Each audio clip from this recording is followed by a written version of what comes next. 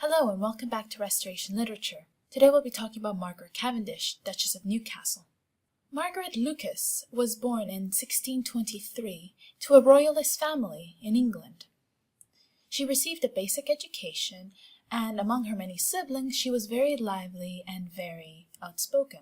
As a young teen, Margaret was sent off to be a maid of honor for Queen Henrietta Maria. She was the wife of Charles I, who got involved in the Civil War and was beheaded. So Henrietta Maria and her children went abroad. Lucas and the other maids of honor followed the Queen to the continent. It was there that she met William Cavendish, a man 30 years her senior, but whom she would soon marry. William Cavendish was a royalist supporter who had helped Charles during the war. Unfortunately, losing the war meant that he had to escape abroad. What made William special was his appreciation for his wife's talents. During the Restoration, it was rare for women to publish, and even if they did, they never did so under their own name. But William was quite happy to not only fund his wife's publications, but to also allow her to publish it under her title of Duchess of Newcastle. After the Restoration, Cavendish and her husband made it back to England, where they started to address the problem that was their estate. During the Interim, the 11 years in which the king was exiled, estates had been broken up. Parliament had been originally involved in the breaking up of these estates, but as Parliament sold and resold lands to various owners, the problem of ownership became quite clear. When Charles II returned to the English throne, he declared that all the laws made during the Interim were invalid. However, he couldn't reverse all these sales of land that had been made. Any noble who wanted their estate back would have to personally appeal to the king. Now this, of course, is entirely based on the king's personal preference. If he really liked you and your family, he would be very happy to help you as quickly as possible. However, if he held a grudge, good luck. Luckily for Cavendish, her husband had been personally involved in raising funds for the king's armies. As a result, Cavendish and her husband were able to regain most of the estates that they had lost.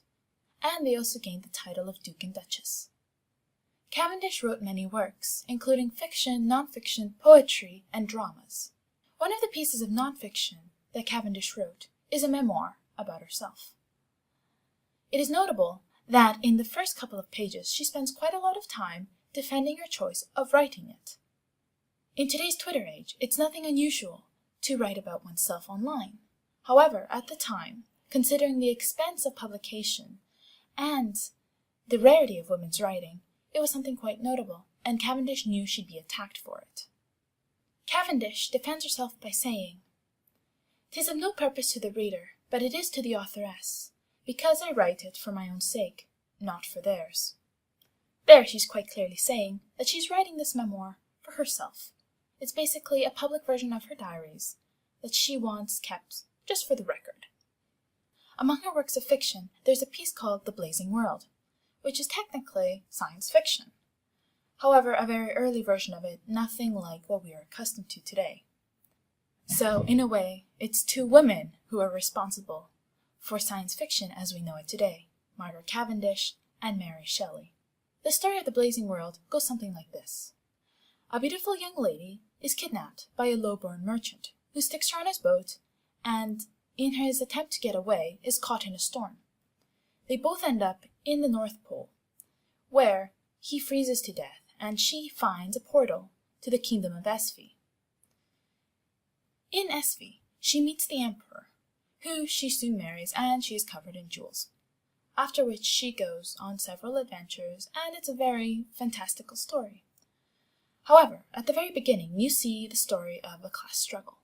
The merchant is low-born, and the lady is quite high-born. Therefore, they cannot be together. So when the merchant puts her on a boat, nature throws a fit and throws them off course. This ends up in the merchant's death. This story shows how invested Cavendish is in the natural order. The merchant is of lower class. He cannot marry a lady. Meanwhile, the lady is of upper class, and she can marry the emperor. This is the idea of natural order. Now, of course, natural order is basically the idea that establishes the king's natural right to rule. It suggests that God wants the king to rule, therefore no one can challenge the king. The balance of natural order is kept by people staying within their class. Now, Shakespeare deals a lot with this, with people attempting to become kings without the right to be king, or people marrying out of their class, which causes a disruption to the universe, and a lot of people die. It's a lot of his tragedies. Cavendish is working along the same lines. Nature throws a fit when the lady is kidnapped by the merchant, but nature's quite happy when the lady marries the king. Everyone lives happily ever after. Once again, Cavendish is forced to defend her decision to write the story. As she says in the first few pages of the work, "I'm not covetous, but as ambitious as any of my sex ever was, is, or can be, which is the cause, that though I cannot be Henry V, nor Charles II, yet I will endeavour to be Margaret I. And though I have neither power, time, nor occasion to be a great conqueror, like Alexander or Caesar, yet rather than not be mistress of a world, since fortune and the fates would give me none, I have made one of my own." A lot of the dramas that she wrote are entirely meant to be produced by friends for friends in a small closet room. Therefore they're called closet room dramas. Cavendish's piece, The Convent of Pleasure, is such a piece that clearly displays the closet drama. The Convent of Pleasure is interesting for many reasons, some of them including the fact that men are constantly cross-dressing in it, as well as the very witty comebacks that the lady occasionally has, as well as just the premise. The idea is that Lady Happy is tired of being pursued by men, and she decides to establish a convent of pleasure where women can live away from men, and in peace and harmony. The marriage game has clearly exhausted Lady Happy, and she just wants a break from it all. However, the play also deals with some darker aspects of life, especially marriage. Now, today marriage is generally considered a very happy thing, that people enter willingly and are quite happy in, and if they're not, they can just leave. But in the 1600s this was not so. As women were not considered legal beings, there was no legal process for them to separate from their husbands. So that meant that if your husband was abusive, or you felt that you were being neglected in any way, shape, or form, there was no one you could go to. You would just have to tolerate it and just keep on with your life. This was something that, of course, terrified many women who were entering marriage, and it is something that Lady Happy is clearly concerned about. In the first act, Lady Happy states her idea of the convent, and very quickly sets it up. Now, of course, the convent is filled with pleasures and delights unimaginable. Now the men are getting tired of being ignored by the ladies, and missing their company, decide to cross-dress and enter the convent as working-class women, which they do. Once in the convent, they see the princess, who has just recently arrived from her country, to stay and visit the convent. Lady Happy is quite thrilled with the princess, and the men watch as they get along like a house on fire. Upon experiencing the convent, the men decide that there's no chance for them, and they leave. There's no way that they can break it up, as clearly the women are too happy in there to want to ever leave. So they leave discouraged. The princess and the lady decide to set up a play. Of course, this now makes it a play within a play, and it gets a bit confusing, but it's still very interesting, as the play deals with unhappy marriage. The story continues once the play is over, in Act 4, where Lady Happy is quite distressed that her love for the princess is a bit excessive. It is at this point that the princess enters the scene, and they both confess their love and embrace. Of course, this is not a progressive piece about homosexual relationships in the 1600s, because in Act 5, it is revealed that the princess is not actually a princess, but a prince, who snuck into the convent dressed as a woman so he could woo Lady Happy. At a glance, this makes him rather sweet and thoughtful, because why would you marry someone who you don't understand? And if the man was capable of playing a woman so well, clearly he understands women. But this positive view of the prince is a bit displaced when he declares that he will either be given Lady Happy's hand in marriage, or he will take it by force. It's a bit of a shame that he declares that, considering how positive the opinion of him was before he states that. But, as a modern reader re-examining this piece, it becomes quite difficult to be sympathetic towards him after he quite literally threatens to rape Lady Happy if he is not given her hand in marriage. Yay, happy marriages!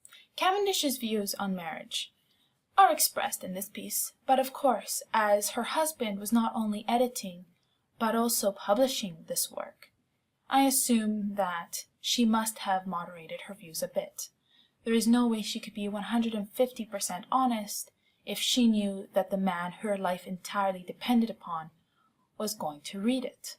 There are pieces of this play that are written by William, but of course this isn't a who is the real Shakespeare thing.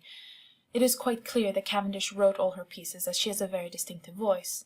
But as always, William did occasionally insert a sonnet or two, and did edit her work. But there is no question about who was actually holding the pen. A fun fact about this play is that early in Act 1, there's a description of the draperies and plates and other elaborate furnishings within the convent, and it is speculated that this is actually a list of items that the Cavendishes owned before the Restoration. Now, of course, these were items that were never replaced, so this was just a very petty way of reminding everyone of the wealth they had lost, even though it was just a few rugs and tapestries. Margaret Cavendish was a very witty writer who would have thrived in the age of the novel.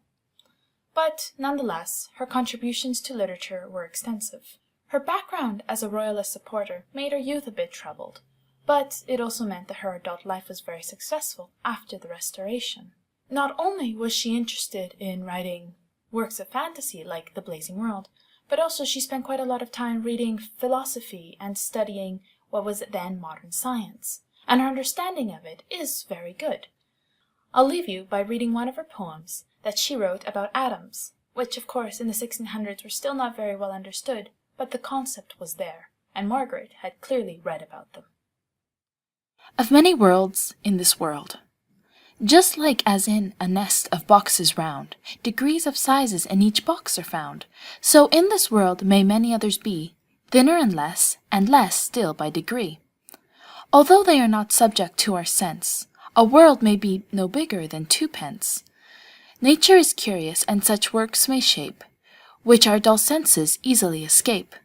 For creatures small as atoms may be there, if every one a creature's figure bear. If atoms 4 a world can make, then see what several worlds might in an earring be. For millions of those atoms may be in the head of one small little single pin. And if thus small, then ladies may well wear a world of worlds as pendants in each ear.